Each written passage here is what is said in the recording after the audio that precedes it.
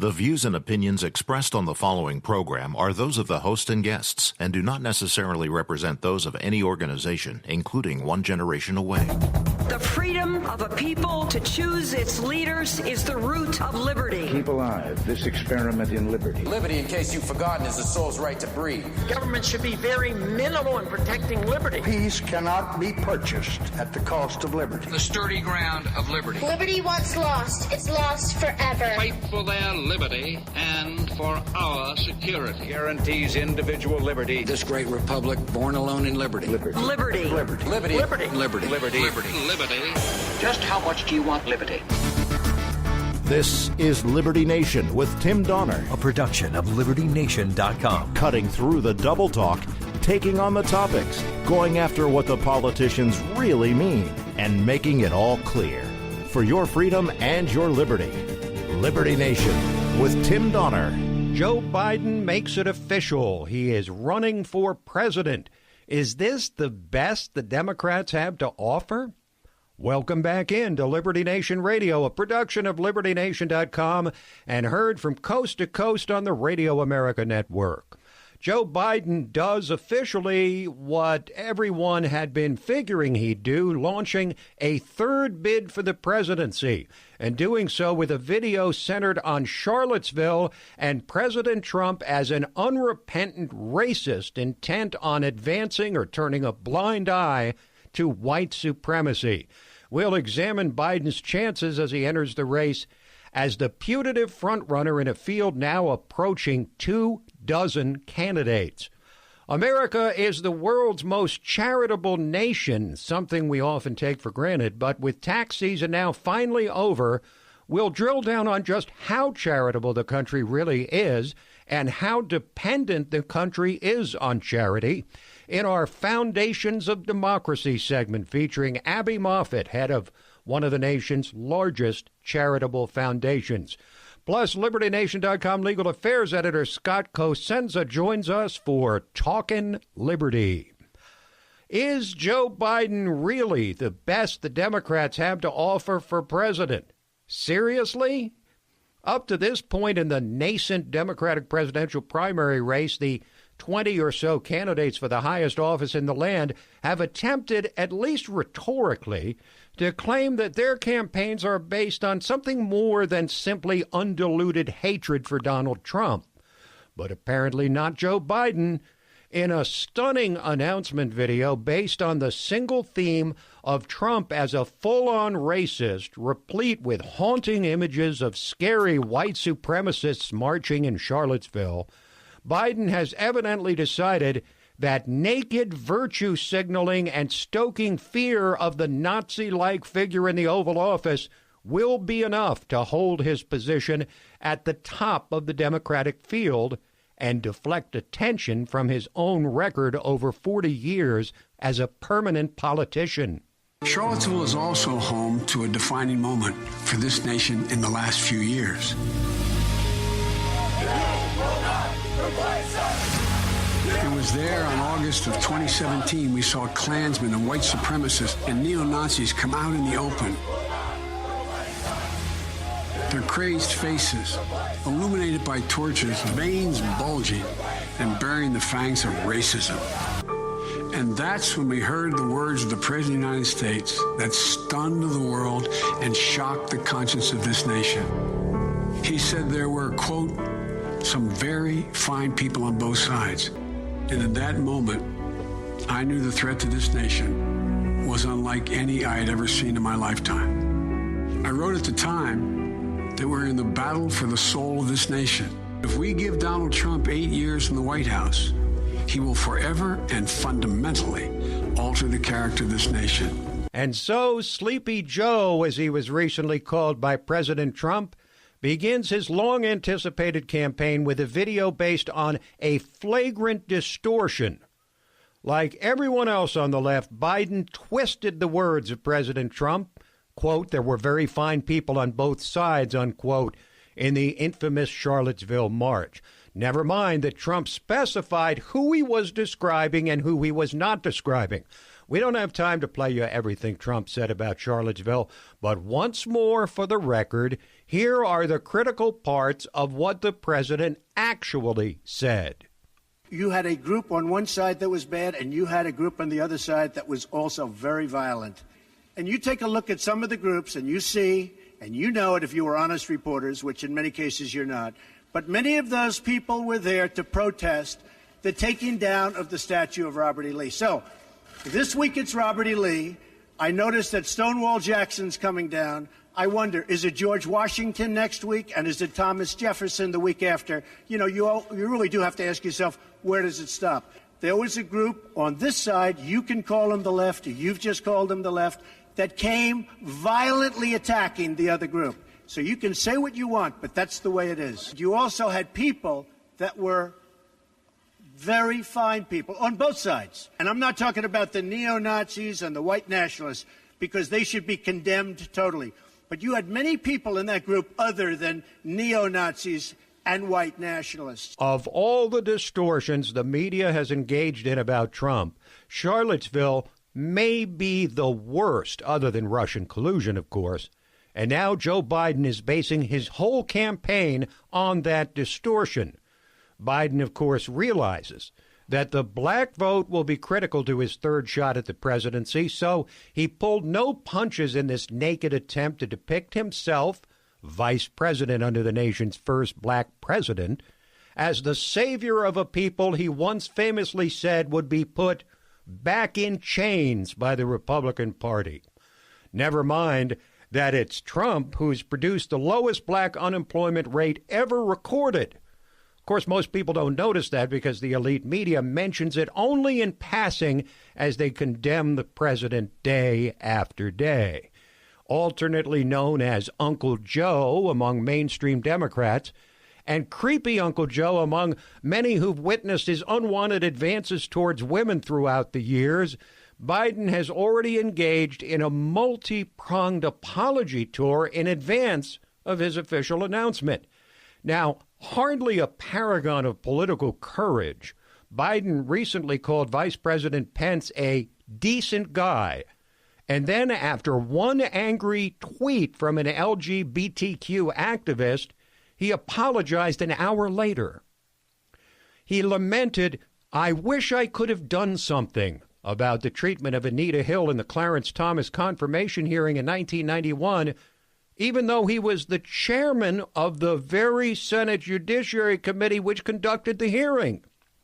And in his most shameless act of pandering, he recently decried a white guy culture that has got to change, somehow failing to grasp or papering over the fact that he is widely viewed as a poster child for that very corporatist culture. Or perhaps he actually believes his renunciation of a culture that has benefited him to an extraordinary degree over a life lived entirely within the political realm will result in forgiveness from the woke crowd he seeks to win over in the conga line Democratic primary.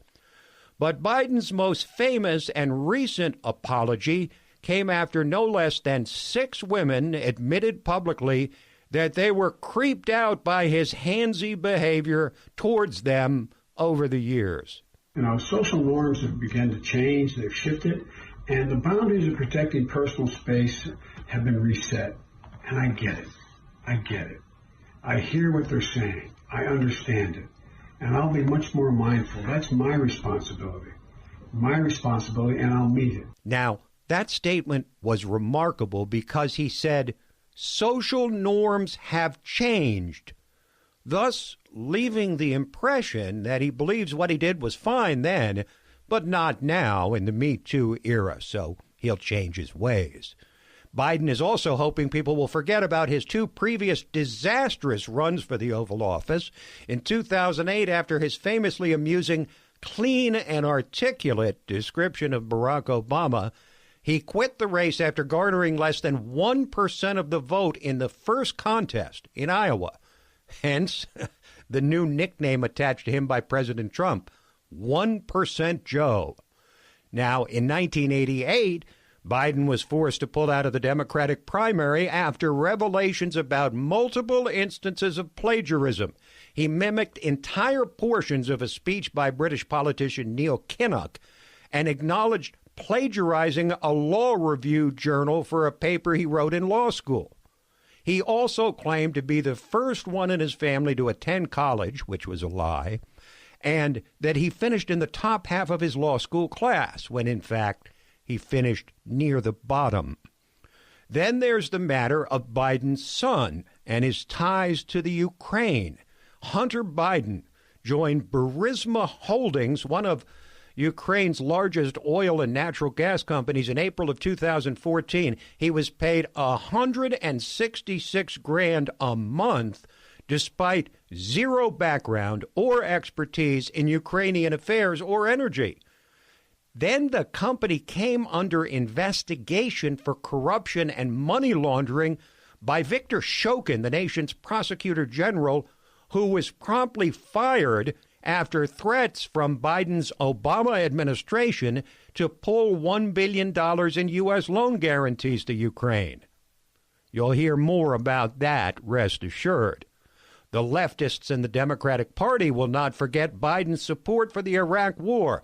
They won't forget his sponsoring of the 1994 crime bill, which resulted in a marked increase in black incarceration. And then there's Biden's statement in 1973 that gay people working for the federal government would be, quote, security risks. See what happens when you've been a part of the ruling class for more than 4 decades? A long record with much to attack, especially for this famously gaffe-prone politician. So Biden was unable to resist his standing as putative frontrunner in this race, based largely, of course, on mere name recognition. But he's evidently convinced that this third shot at the White House will be the charm. What exactly does he think voters who so thoroughly rejected him twice before will find appealing in him this time? In a party given over to identity politics and radical change, he's an old white guy who represents the Obama status quo, which was rejected in 2016 so thoroughly that voters were willing to roll the dice on a bombastic political novice and serial disruptor in Donald Trump.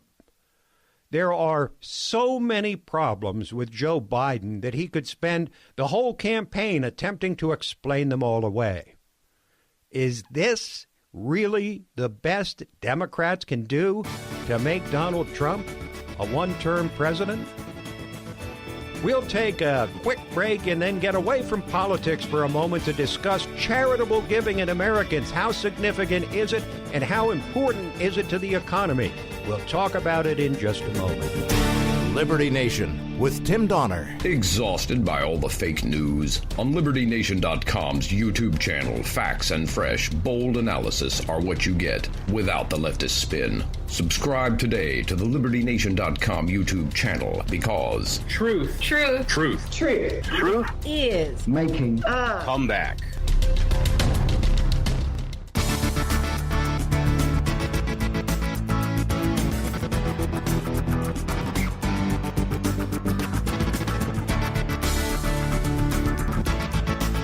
We believe that all men are entitled to the blessings of liberty. This is Liberty Nation with Tim Donner. Well, it's time now for a segment we call Foundations of the Republic, where we examine how the for-profit sector intersects with the nonprofit sector of the economy, begging the question of whether the economy is dependent on charity or charity dependent on the economy, and to what extent charitable giving fuels the economy. Joining us to discuss this is Abby Moffat, CEO of one of the nation's largest charitable foundations, the Diana Davis Spencer Foundation, and she's also chair of Liberty Nation's parent organization, One Generation Away. Hello, Abby. Hello, Tim. Thank you for having me on. Appreciate it. I appreciate having you. Simple question with maybe a complicated answer. Is the United States really such a generous country? Yes, very much so. Depending on which metrics you look at, we are in the top three most generous countries. And in 2017, we gave over $410 billion away. People believe that foundations are the ones that give more, but 70% of funds are donated by individuals. Talk about philanthropy as one of America's founding values, Abby. Our founding fathers were very much charitably interested in helping, and the founding settlers, particularly Ben Franklin. He was one of the most generous, and he started the first library that we have in British North America.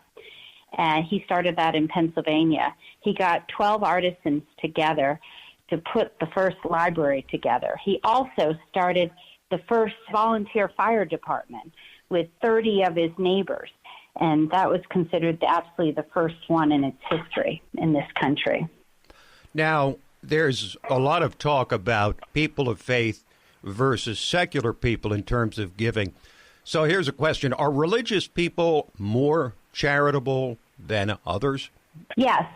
They find that people that have faith give far more. In fact, it's research shows that less God equals less giving. People with religious affiliations give far more. And the research was done by the Lilly School at Indiana University, found with Americans, any religious affiliation made an average annual charitable donation of $1,590 versus $695 for those with no religious affiliation. Okay, that is a substantial difference. That's more than double the charity from people of faith as opposed to people with little or no faith. What about President Trump's Tax Cut and Jobs Act of 2017? How's that changed how people give to charity? Well, as far as individual donors go, the tax reform doubled the standard deduction. So it's possible that some people will be less likely to itemize deductions, and tax advantages of giving can only be realized if deductions are itemized.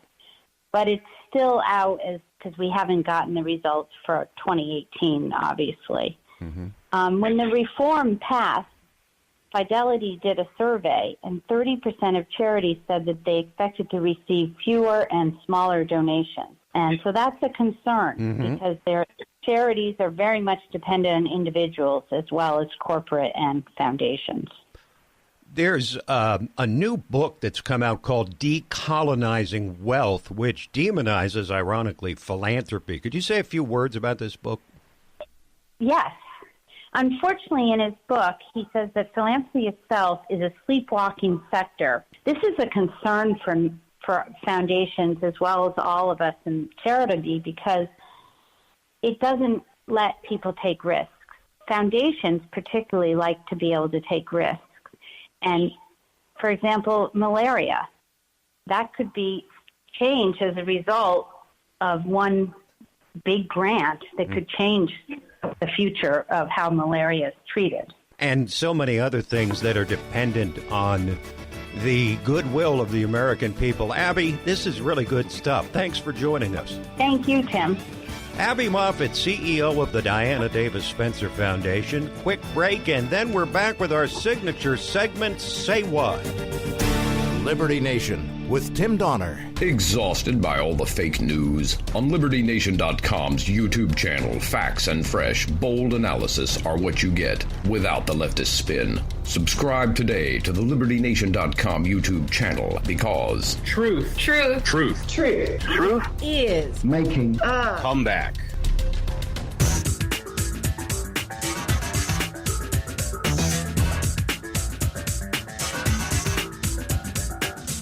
This is Liberty Nation with Tim Donner. Say what? Say what? Say what? One more time. Say what? Say what? Say what? One more time.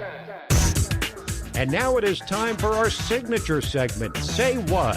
Featuring some of the most wacky, astonishing, and damnable things uttered by politicians and the chattering class. Impeachment fever is running high among the Democrats' voter base following the Mueller report, while the party leadership isn't exactly sure what to do. They want to take down President Trump by any means which avail themselves. But with a presidential election on the horizon, leading Democrats fear that a move for impeachment would be seen by voters as an overreach. Thus, the guarded language used on network TV by the 3 Democrat committee heads who have promised to launch investigations. Here are Jerry Nadler, Elijah Cummings, and Adam Schiff, chairman of the House Judiciary, Oversight, and Intelligence Committees, on their plans regarding impeachment. We may get to that, we may not. As I've said before, it is our job to go through all the evidence. Do you think this is impeachable? Yeah, I do. Some of this, if proven, some of this would be impeachable, yes. I'm not there yet, but I can foresee that possibly coming. But again, the fact is that I think we have to be very careful here. Impeachment is likely to be unsuccessful. Now, it may be that we undertake an impeachment nonetheless. I think what we are going to have to decide as a caucus is what is the best thing for the country. Right. What's best for the country, which has just been put through the ringer of a 22-month investigation based on hysterical and entirely false charges that Trump committed treason. But with the roadmap for obstruction laid out by Mueller, the Democrats continue to pound away at the president, maybe because they've decided they can't beat him on the issues, can't beat him on the roaring economy, or on the record low unemployment across the board, or on soaring business and consumer confidence. So they'll just keep investigating every dark corner of Trump's life, hoping something, anything they come up with might weaken Trump in his attempt for a second term. The fact that the issues will favor the president became that much more obvious this week with a stark announcement by Joe Biden entirely based on Trump being a racist, which we played for you earlier, but also more radical ideas floated by some of the other leading candidates for president right now. Start with Pocahontas, Elizabeth Warren, who would have the taxpayers pay off student debt for anyone owing up to $50,000, and promising free, i.e. taxpayer-funded, college for everyone. An idea that Stuart Varney of Fox Business Channel says amounts to legalized theft. We are going to roll back student loan debt. And part 2 is to make college universally available with free tuition. Can we talk about how to pay for it? An ultra-millionaire's tax. It's 2 cents on every dollar of the great fortunes above $50 million. We say you got to pay something back so everybody else gets a chance. This is buying votes with other people's money. She proposes to pay for all of this free college stuff, pay for it by a tax on the wealthy. That's a new tax. It's not an income tax. It's a wealth tax. If you're very successful, you've made your pile, or they're going to take it off you every year. Okay, soak the rich to pay for free college and wiping out all student debt. But Bernie Sanders may have topped that idea, saying that prisoners serving time should be allowed to vote from prison, leading a questioner at one of those CNN town halls to ask Bernie this follow-up question. You have said that you believe that people with felony records should be allowed to vote while in prison. Does this mean that you would support enfranchising people like the Boston Marathon bomber? I think the right to vote is inherent to our democracy. Yes, even for terrible people. What will they think of next? Most all of the Democratic presidential candidates have already gotten behind the Green New Deal, which would definitely bankrupt the country, Medicare for All, which would probably bankrupt the country, and the termination of all private health insurance, abolition of the Electoral College, letting 16-year-olds vote, and, of course, new gun control measures, as outlined stridently by another of the 20 Democratic presidential candidates, Kamala Harris. There are people in Washington, D.C., supposed leaders, who have failed to have the courage to reject a false choice, which suggests you're either in favor of the Second Amendment or you want to take everyone's guns away. Supposed leaders in Washington, D.C., who have failed to have the courage to recognize, you know what, you want to go hunting? That's fine. But we need reasonable gun safety laws in this country, starting with universal background checks and a renewal of the assault weapon ban. At the same time, on most every other issue, Kamala is hedging her bets, preferring not to take a position, but to have conversations. Do you believe that Americans should have the right to vote at age 16? I'm really interested in having that conversation. Senator, yes or no, do you support financial reparations? I support that we study that. We should study it and see. Elizabeth Warren is here, as you know. She said that she supports student loan forgiveness for 42 million Americans. Yeah. Would you go that far? Do you support that? Well, I support anything that is about reducing the debt of student loans, and I think that's an important conversation to have. But people who are convicted in prison, like the Boston Marathon bomber, on death row, people who are convicted of sexual assault, they should be able to vote? I think we should have that conversation. A lot of conversations going on among Kamala and the other, 19 candidates, the field growing by 2 more this week with the announcement by Biden and also by an obscure congressman from Massachusetts, Seth Moulton, known mostly for a failed attempt to get rid of Nancy Pelosi as Speaker of the House, but now looking to win the presidency. I'm running because we have to beat Donald Trump. And I want us to beat Donald Trump because I love this country. Okay, that's a winning message. Let's see if Seth Moulton can even get anyone to pay attention. A problem already experienced by another of the gaggle of candidates, Amy Klobuchar, senator from Minnesota, who delivered a line at another one of those CNN town halls about getting the best of a right-wing Republican. She thought it would excite people a lot more than it did. Every single time I have run, I have won every single congressional district in my state, including Michelle Bachmann's, okay? It's when you guys are supposed to cheer, okay? All right, so. That reminds me of when Jeb Bush had to induce an audience to applause during his failed 2016 presidential campaign.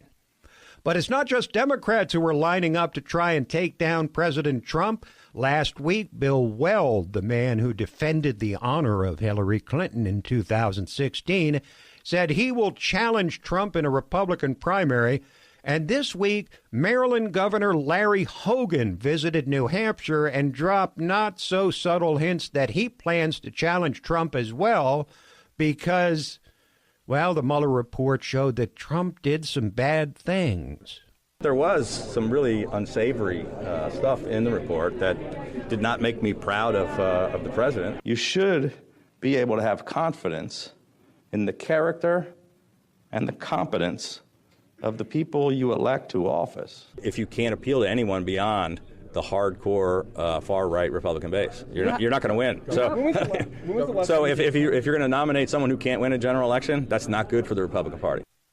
Does Hogan even know that Trump was actually electable in 2016 because he got elected? We close with a loser of the 2016 election. Hillary Clinton committed all manner of potential and real criminal offenses in her email scandal, but was let off the hook by James Comey, leading to criticism that if it was anybody other than Hillary, she would have been indicted, which makes this statement by Hillary after the Mueller report so perfectly ironic. I think there's enough there that any other person who had engaged in those acts would certainly have been indicted. Well, you should know because you certainly would have been indicted for destroying some 30,000 emails subpoenaed by Congress and sharing classified information, among other things, if you were not Hillary Clinton. We'll take a quick break and then come back with Talkin' Liberty. Liberty Nation with Tim Donner. And now we welcome you into the section of Liberty Nation Radio, which we entitle Talkin' Liberty, as we're joined by our regular contributor, our resident constitutional lawyer and LibertyNation.com legal affairs editor, Scott Cosenza. Welcome back, Scott. Thank you, Tim. Okay, a big story on LibertyNation.com this week. We had an exclusive on it. Was this guy Larry Hopkins at what some are calling a militia group, but a citizens group near the border in New Mexico, who have been attempting to assist Customs and Border Patrol in detaining illegal immigrants coming over the border. He was arrested, sent to jail, beaten, went to the hospital. Pick it up from there, Scott. Well, the question is, why was he really arrested? So he is a colorful character, to say the least, Tim. He is a felon, which has nothing to do with these current border activities. But what that has to do with is why he was arrested. The FBI says they found him in possession of firearms in 2017.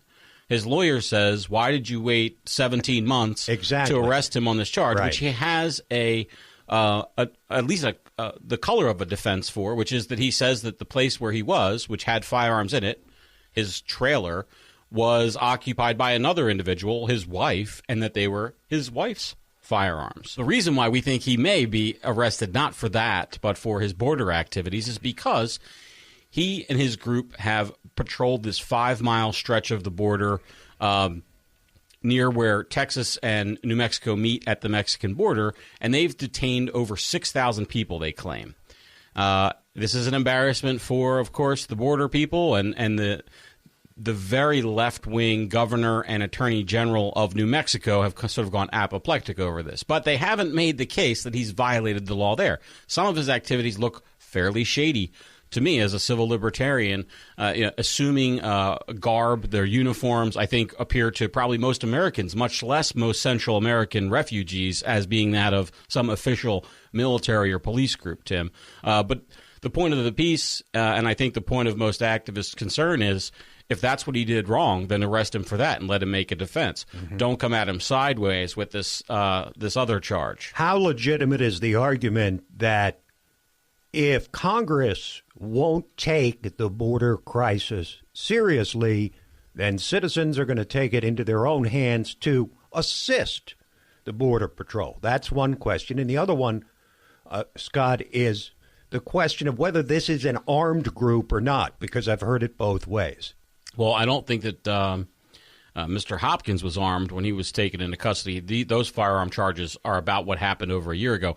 But most of the people I see on their videos that I looked at, these are videos that group published themselves on Facebook and other social media pages, do show them not just armed, but armed in a ready position when they encounter one of these people, which is not the craziest thing in the world in terms of if you're going to encounter, because there are coyotes and there's multiple drug gangs that control the borders in that area. But at the same time, it adds to the idea that they are engaging in some sort of a vigilante-like activity. And to your earlier question, I would just say to you, Tim, that federal and state police officers and law enforcement enjoy qualified immunity and deep pockets of the government to protect them from litigation. And anybody out there who thinks that they're just going to go ahead and try to enforce the law on their own would do well to have a very serious read-up on the various laws around this, so that they don't get themselves in trouble either criminally or civilly. Because I'm sure there's some Soros-funded lawyer for one of these people who's ready to sue the whole group.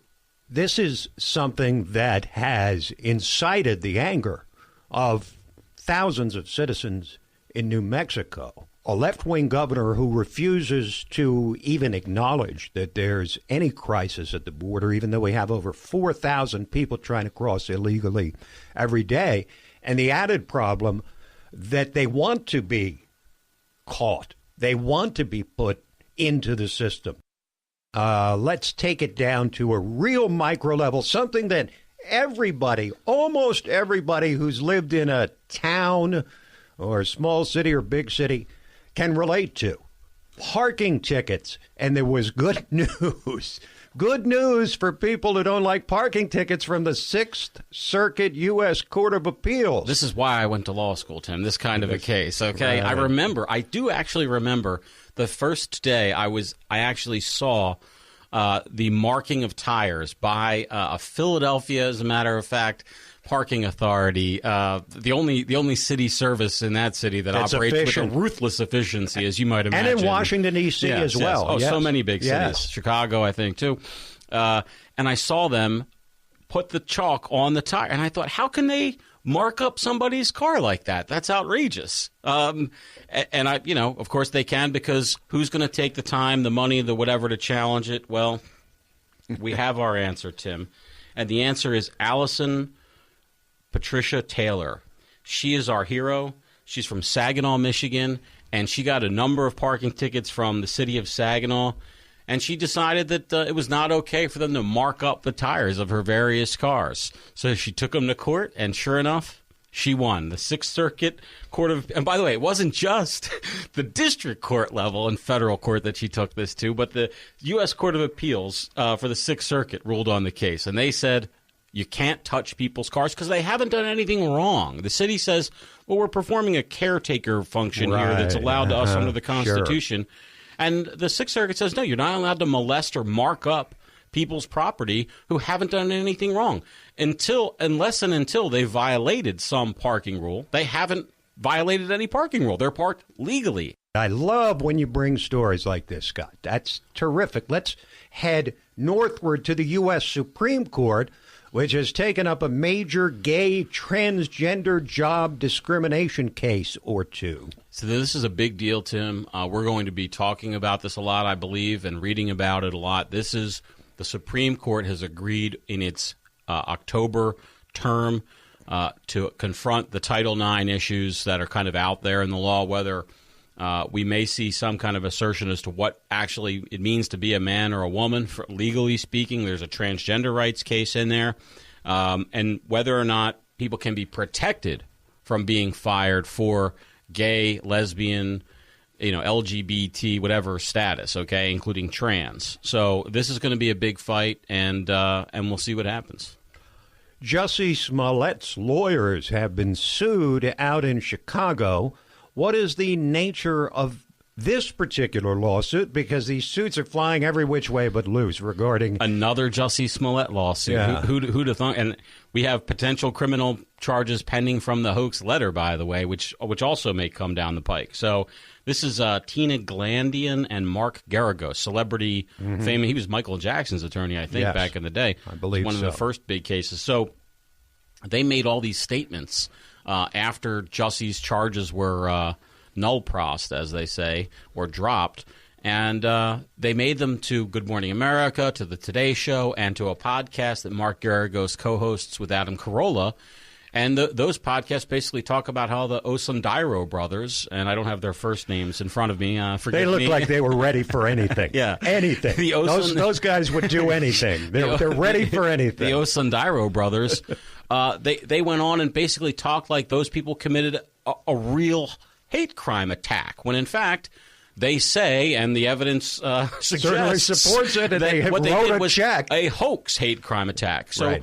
Smollett is going forward with the notion that these two men are race crime. Even though they're black, they committed this attack. And they're saying, well, we didn't commit an attack. All we did was actually agree to do what your client paid us to do, which was engage in this hoax. And they've sued the attorneys because they say they know it's true. And they went ahead and said it anyway. And now it's one thing, Tim, if they said it in court. They could be protected from that assertion. But because they said it to Good Morning America, under the Today Show, under the podcast, if false, and they knew it, that's defamation. And that's the lawsuit that they sued on. Thank you, Scott. Thank you. This program, Liberty Nation Radio, plus LibertyNation.com's own podcasts, The Uprising, hosted by Scott, with occasional contributions from me, and The Rabbit Hole, Politics and Prose, hosted by Mark Angelides. All of them available online, on demand at LibertyNation.com, and from fine podcast providers everywhere. So that is it for this week, but we'll be back at you next week talking liberty. Till then, this is Tim Donner saying stand up for liberty, and we'll see you next time on Liberty Nation Radio.